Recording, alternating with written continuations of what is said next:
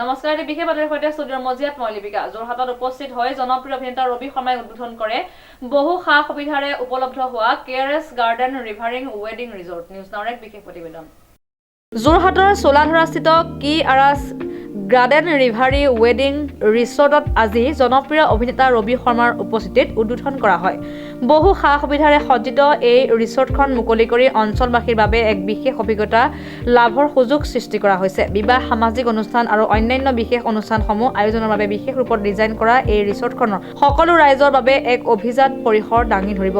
কেআৰএছ garden ৰিভাৰিৰ স্বত্বাধিকাৰীয়ে উদ্বোধনী অনুষ্ঠানত জনায় যে এই ৰিজৰ্টত একে সময়তে প্ৰায় ৩০০খন গাড়ী পাৰ্কিং কৰাৰ সুবিধা উপলব্ধ। ইয়াৰ উপৰি ভাৰতৰ বিভিন্ন ৰাজ্যৰ লগতে বিদেশৰ অভিজ্ঞতাৰ যোগেদি আধুনিক ডিজাইন আৰু সা সুবিধাৰে এই স্থানখন সাজি উলিওৱা হৈছে।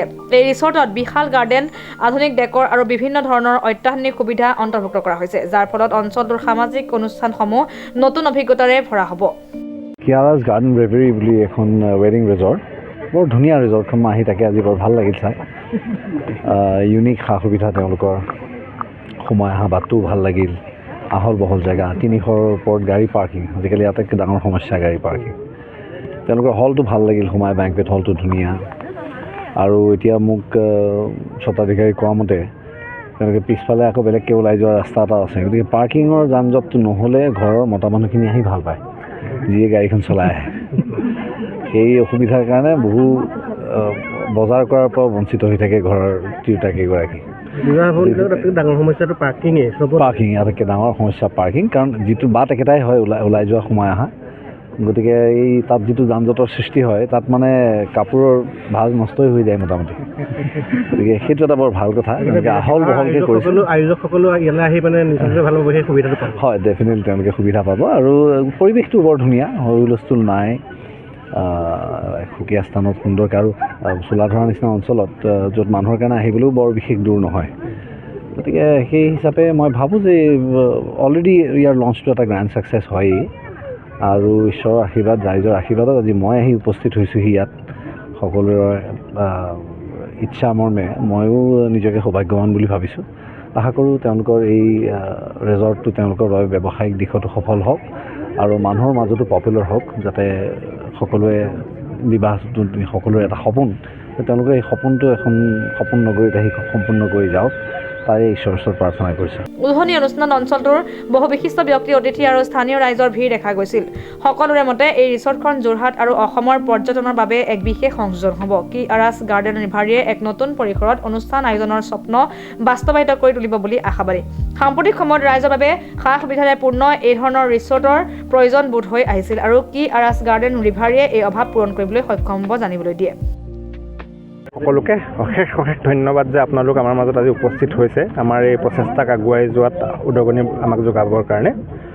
একচুৱেলি মই কৰ্মসূত্ৰে হায়দৰাবাদত থাকোঁ। ভগৱানৰ কৃপাত ভালেকেইখন ভাৰতবৰ্ষৰ ৰাজ্যৰ লগতে দেশ বিদেশৰো ৰিজৰ্ট দেখাৰ মোৰ সৌভাগ্য হৈছে। কিন্তু অসমত বা যোৰহাট আমাৰ আৱেগ, যোৰহাটীয়া ল'ৰা, আমাৰ গভৰ্ণমেণ্ট বইজৰ পৰা পাছ কৰা ল'ৰা, আমি যোৰহাট ইঞ্জিনিয়াৰিং কলেজৰ পৰা পাছ কৰা ল'ৰা, সদায় যোৰহাটখনক লৈয়ে সপোন দেখোঁ। মনত এনেকুৱা এটা আশা আছে যে যোৰহাটবাসীক এনেকুৱা এটা বস্তু আমি উপহাৰ দিম যোনটো বৰ্তমান অভাৱ মই দেখা পাওঁ। যেনেকৈ ধৰক যিকোনো এখন যদি আমি বিয়াত যাওঁ, যেনেকৈ ৰবিদাই অলপ দেৰি আগতে কৈ গ'ল, পাৰ্কিংটো আজিৰ যুগত এটা প্ৰধান সমস্যা পাৰ্কিঙৰ। গতিকে মোৰ পূৰ্বপুৰুষে দি যোৱা এই মাটিখিনিক কেনেকৈ মই সদব্যৱহাৰ কৰিব পাৰোঁ, বহুত দিন ধৰি পেলাই এই প্ৰচেষ্টাত আছিলোঁ।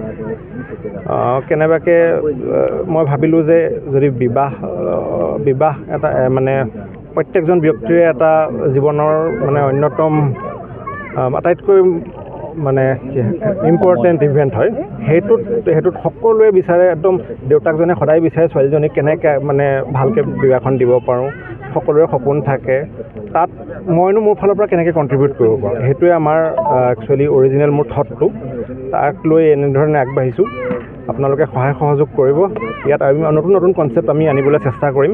বৰ্তমান আমাৰ বিবাহৰ কাৰণে উপযোগী হৈ উঠিছে কেআৰএছ গাৰ্ডেন ৰিভাৰি। কিয়াৰা মোৰ 8 বছৰীয়া ছোৱালীজনীৰ নাম, কিয়াৰা। আৰু গাৰ্ডেন ৰিভেৰী মানে আপুনি মানে শব্দটোৰ যদি অৰ্থলৈ যায় মানে এনেকুৱা এটা জেগা য'ত আহিলে আপুনি মানে ক'ত আছে পাহৰি যাব, dreamland, you are into your dreamland, মানে তেনেকুৱা ধৰণৰ এটা শব্দ কৰে। তেনেকুৱা এখন যে আমি আহিলোঁ, আহি মানে আমি সপোনৰ ৰাজ্য এখনত আহি গ'লোঁ, তেওঁলোকে বিয়া এখনত আহিলেও যাতে তেনেকুৱা ধৰণৰ এটা হেৰি কৰে, তাই আমি প্ৰচেষ্টাত ব্ৰতী আছোঁ। প্ৰথম অৱস্থাত আজি এই আপোনালোকে দেখা পোৱা প্ৰপাৰ্টিটো এনেকুৱা এটা পৰ্যায় পাইছেহি।